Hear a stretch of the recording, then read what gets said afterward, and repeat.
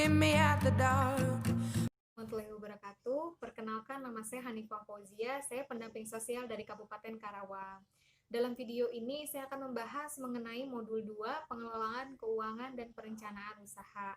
Dalam modul 2 ini terdapat 3 sesi. Sesi yang pertama yaitu mengelola keuangan keluarga, sesi kedua cermat meminjam dan menabung, dan sesi yang ketiga adalah memulai usaha.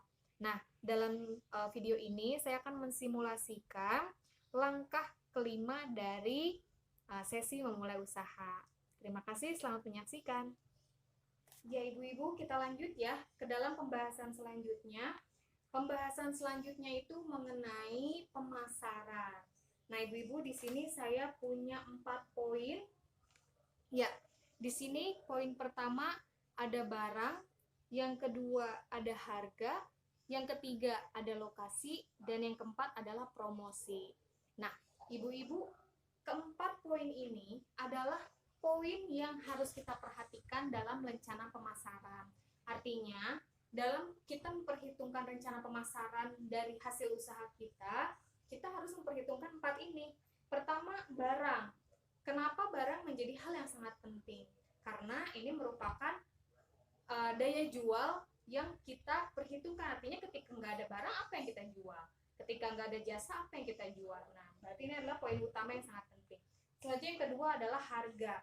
Pastikan harga yang kita miliki itu harga dapat bersaing dengan barang-barang yang lain. Selain barang yang bermutu, kita juga harus punya harga yang bersaing. Selanjutnya yang ketiga adalah lokasi. Setelah barangnya bermutu tinggi, harganya juga bisa bersaing, maka lokasi merupakan hal yang sangat penting, karena percuma saja ketika barangnya sudah bagus, harganya sudah bagus, tapi lokasinya tidak bagus, maka tetap saja itu akan menjadi hambatan bagi usaha kita. Nah, yang terakhir adalah promosi. Nah, promosi digunakan agar orang-orang tahu apa yang kita jual, agar orang-orang tahu apa jasa yang kita keluarkan. Jadi, nah, keempat poin ini harus kita penuhi dalam usaha kita. Ya, ibu-ibu ya. Ya, kita lanjut ya ibu-ibu ya. Kita lanjut, coba ibu-ibu lihat flip chart mengenai rencana pemasaran. Flip chartnya kita lihat ibu-ibu, sudah ketemu semuanya flip chartnya, sudah dipegang? Ya, sudah ya. Nah, lanjut ya. Di sini pertama, rencana pemasaran. Pastikan barang dagangan bermutu baik.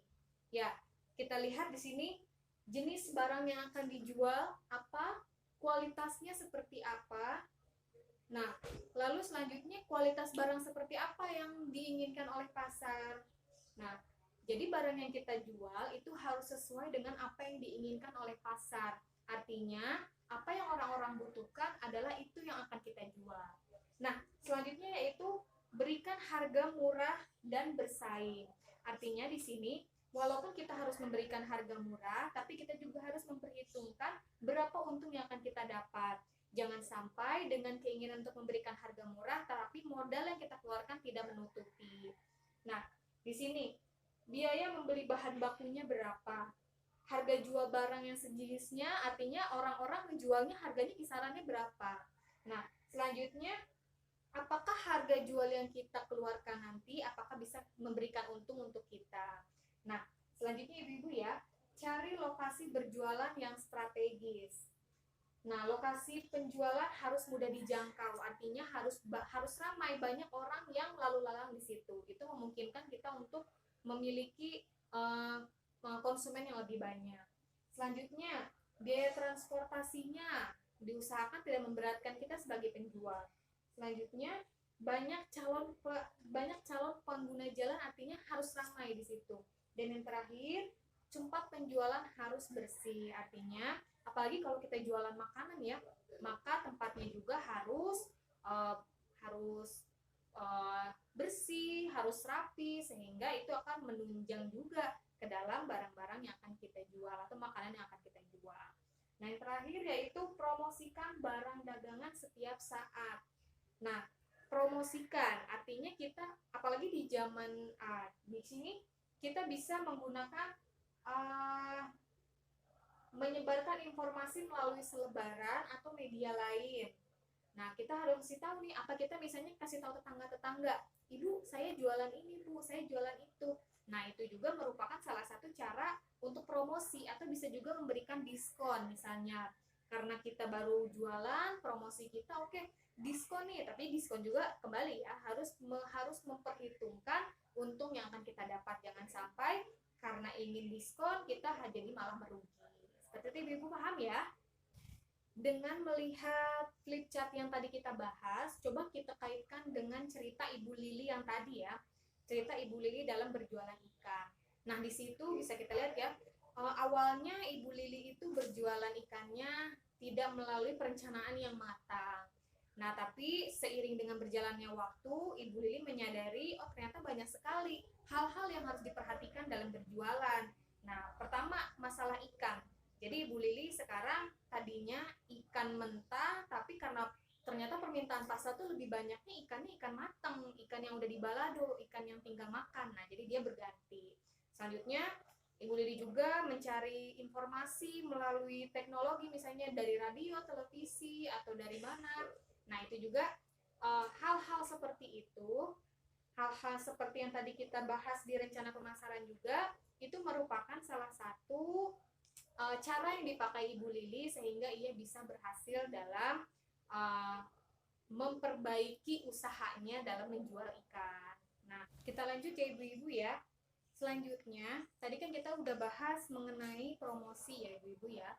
Nah, sebenarnya dengan kemajuan teknologi, kita lebih gampang untuk promosi. Karena kalau dulu kan biasanya kita kalau mau usaha harus punya toko ya.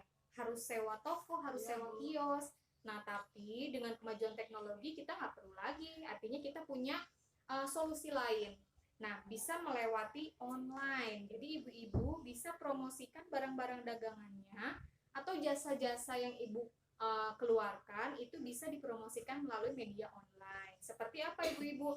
Bisa lewat sosial media, bisa lewat Facebook, Instagram, atau juga bisa melalui e-commerce yang suka ibu-ibu lihat di TV itu ya, seperti ada Bukalapak, Tokopedia, ada juga Shopee. Nah, seperti itu.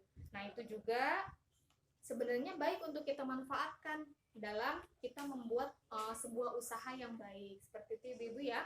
Nah, hal yang perlu saya tekankan di sini adalah dengan rencana pemasaran yang baik, dengan rencana pemasaran yang matang, itu akan mengurangi resiko kita mengalami kerugian ya ibu-ibu ya.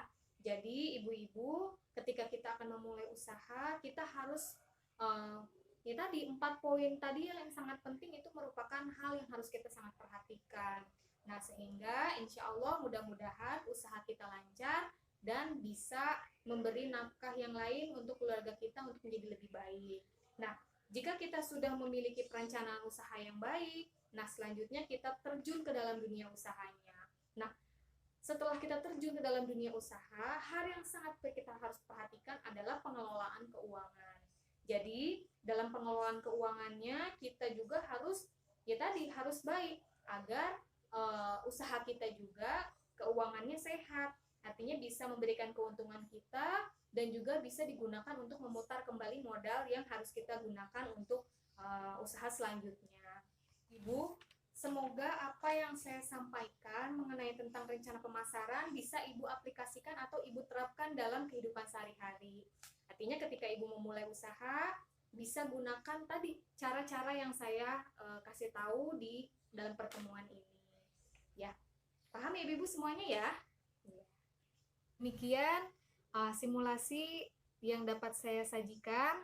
Kurang lebihnya saya mohon maaf. Billahi taufiq wal hidayah. Wassalamualaikum warahmatullahi wabarakatuh.